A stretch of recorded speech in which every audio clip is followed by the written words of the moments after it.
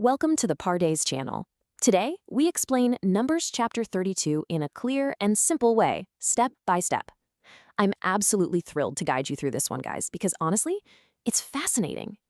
On the surface, yeah, it kind of looks like a story about ancient real estate, but underneath all that, this chapter is a literal masterclass in negotiation, conflict resolution, and that really delicate balance between what we personally want and our responsibility to our community. We're going to look strictly at the text, following the original Hebrew narrative, verse by verse, so we can really get a grip on what's going down here on the plains of Moab.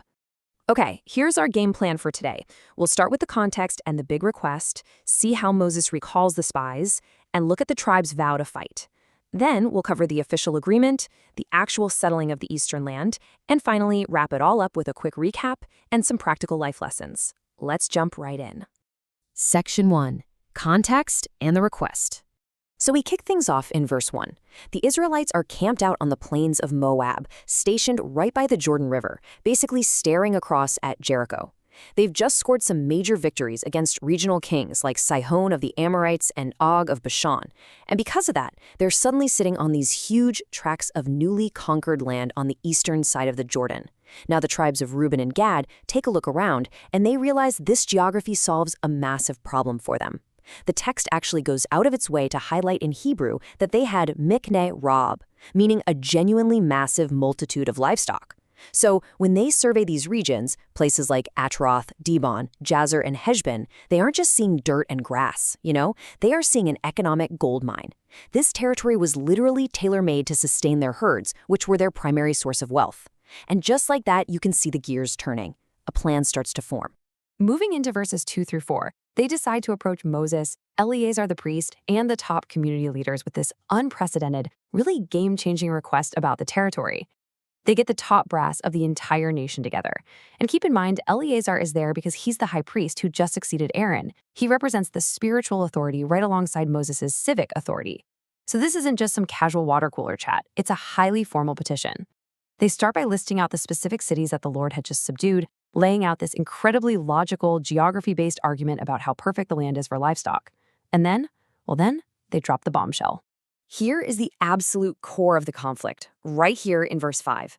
They explicitly ask to stay behind and not cross the Jordan River into Canaan. They literally say, "If we have found favor in your eyes, let this land be given to your servants as our possession. Do not make us cross the Jordan." Just imagine the sheer shock in that room. Think about it. The entire purpose of the Exodus, this grueling 40-year slog through the wilderness, was to cross the Jordan River and inherit the promised land together as one united nation. Crossing that river is the whole point. It's deeply symbolic. And now, literally inches from the finish line, two tribes are basically asking to opt out. To everyone else listening, it feels like a total, devastating betrayal of their ultimate goal. Which brings us to section 2. Moses recalls the spies. And spoiler alert, it's a fierce reaction. As you might guess, Moses does not take this well at all.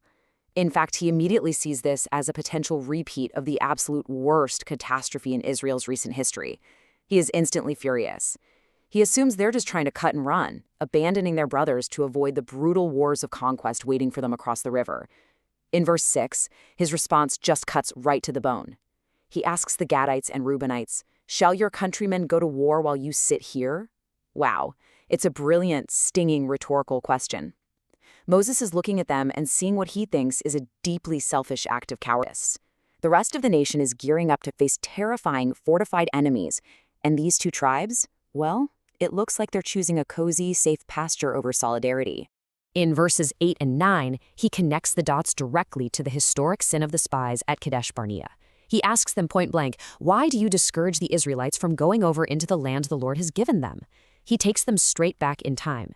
He recounts the whole painful story of sending spies from the Kadesh Barnea oasis decades ago to scout the land. Remember?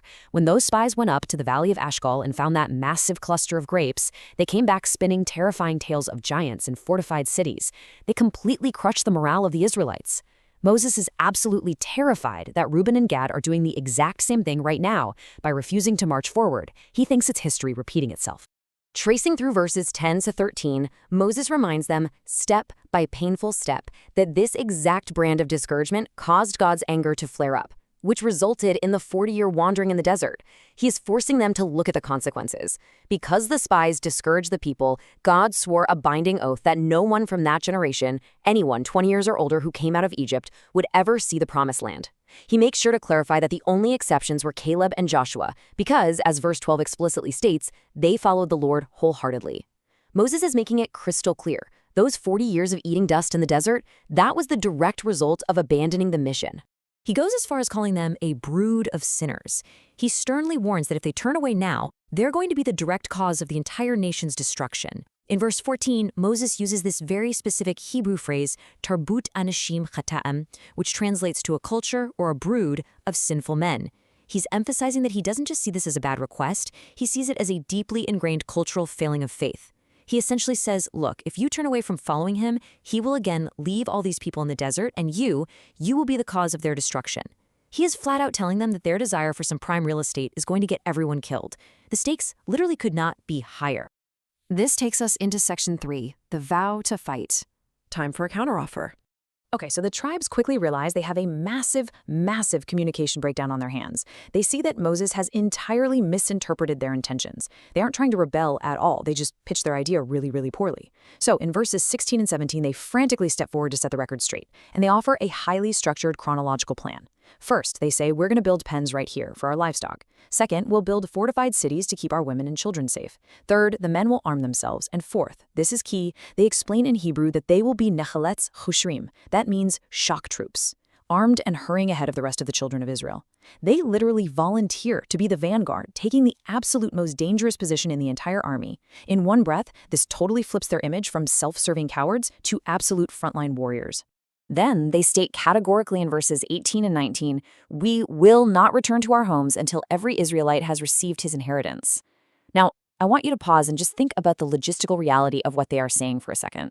They are volunteering to leave their own wives and children behind for years, maybe even a decade, while they fight a brutal, bloody war for someone else's land. And on top of that, to prove they aren't just being greedy, they explicitly forfeit any claim to land on the western side of the Jordan. They say, we will not receive any inheritance with them on the other side of the Jordan, because our inheritance has come to us on the east side. It's an offer of total, unwavering commitment to the national war effort.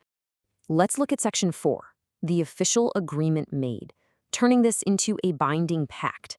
So Moses listens to their counteroffer, and he sees it. He sees they aren't repeating the sin of the spies. They're actually offering to spearhead the entire conquest. But you know Moses. He's a lawgiver. He needs to make this airtight and legally binding. In verses 20 through 22, Moses lays out a strict if-then legal framework. He agrees that if they cross over armed and subdue the land, then they can return free of their obligation. But notice how Moses slightly shifts the dynamic here. He repeatedly emphasizes doing it before the Lord. If they arm themselves before the Lord, pass over the Jordan before the Lord, and fight until the land is subdued before the Lord, then they can go home. It's not just a promise to their brothers anymore. He elevates it to a deeply sacred covenant with God. But he doesn't let them off easy. In verse 23, he hits them with this chilling warning. If they break this promise, their sin will absolutely find them out. This is actually one of the most famous verses in the whole chapter. And if we look at the simple Peshat meaning, it's not just some threat of a mystical supernatural punishment. He's saying that the natural consequences of abandoning their brothers will inevitably circle back and destroy the unity and safety of the whole nation. Their betrayal will become unavoidably obvious and destructive. He tells them, sure, go ahead and build your cities and your pens, but do what you have promised. And the tribes, they respond with complete submission, saying, we, our servants, will do as our Lord commands. Now, because Moses knows he won't be crossing the Jordan himself, he formalizes the agreement in verses 28 through 30 with Eleazar and Joshua. He has to make sure the tribes are actually held accountable. This is such a vital, practical step. God has already told Moses that he's going to die before entering Canaan, so he can't personally make sure Reuben and Gad keep their promise 5 or 10 years down the line. So what does he do? He gives strict orders to Eleazar the priest, and more importantly, to Joshua. Joshua is specifically included because he's the military commander who will be overseeing the actual conquest. It's a clean, legal handover of authority. He tells them flat out, if the eastern tribes cross over and fight, give them Gilead. But if they back out, they lose their eastern land and they have to accept property among everyone else in Canaan. End of story. All right, section 5, settling the eastern land. Let's talk about the tribal distribution. With all the conditions officially set and agreed upon, the actual distribution of the eastern land finally begins. The legal conflict is completely resolved, so Moses proceeds to officially grant them the territory.